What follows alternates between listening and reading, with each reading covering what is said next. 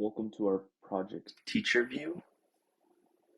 This is going to be a walkthrough of all our features. So first off, I'm signed into two different mentors and we implemented an inbox feature. So here you can see what it looks like. It has a little notification to tell you how many items you have shared with you. So in this case, Miss Frizzle has no items. So I'm going to share something with Miss Frizzle. I'm going to share her this lesson. See here that the lesson was successfully shared. Now if I go here and refresh, I can now see that this lesson has appeared here. Now if Miss Frizzle doesn't want this lesson, she can click on it, view the activities, and if she has no interest in this, she can discard it. That instantly removes it, there's no need to refresh, and it empties her inbox. On the other hand, let's say the basic mentor already has something shared with them. So let's say they want to save this and they want to use it.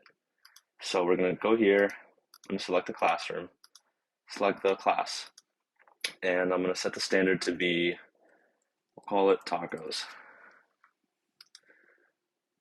Okay, I can see the lesson saved, automatically discards, and then if I go here and go into the classroom, I should be able to find, lo and behold, my newly shared saved lesson.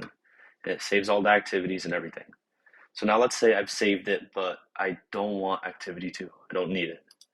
I can just remove it. It tells me that activity was successfully deleted, and now I'm down to activities 1 and 3. Now let's say I change my mind entirely and no longer need or want this lesson. I can now delete the lesson. It gives me a notification asking me if I'm sure I want to do this because it is irreversible. And now my lessons have been deleted. Now, you need to refresh to see everything, and it's going to give you an error at first, but as you can see, our lesson's gone. We also have unit handling, which here you can create a unit or delete a unit. So I'll create one, for example. My unit test was successfully created. And now if I go to home, click change, I can't see anything. That's because I need a refresh. Change, there's my unit 1 test. Now I don't have a lesson in here yet. So I can do one of two things, which is either save a shared lesson into unit 1 test, or I can go to create a lesson. And from here I can see test is here.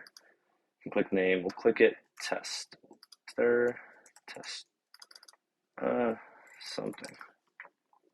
And I can leave these other things blank just to show we have taken into account that if you leave something that's mandatory blank, it's going to ask you to fill out the field. Now, tester was successfully created for unit test. Now, if I go here and check, still don't see anything, it's because I need to refresh. Lo and behold, here is tester. Now, there's not going to be anything in here because I haven't created any activities. Now, I can create an activity by going here and filling out everything I need. Or, like I said before, I can just delete this lesson. And we're getting an error now, and it's probably because this is empty. So ideally you'd want to fill this out before you can delete it, but it is a little bit buggy sometimes. Let's click back here. Then let's go back to tester. There we go. Now tester's been deleted. Just have to click out and back into it again. Now if I go to unit handling, let's say I no longer want the test unit. Click here, I get a pop-up, says, are you sure you want to delete it? I'm sure. Test has been deleted. Again, it looks like it hasn't been deleted, but if I refresh, it's gone here, and it's gone here.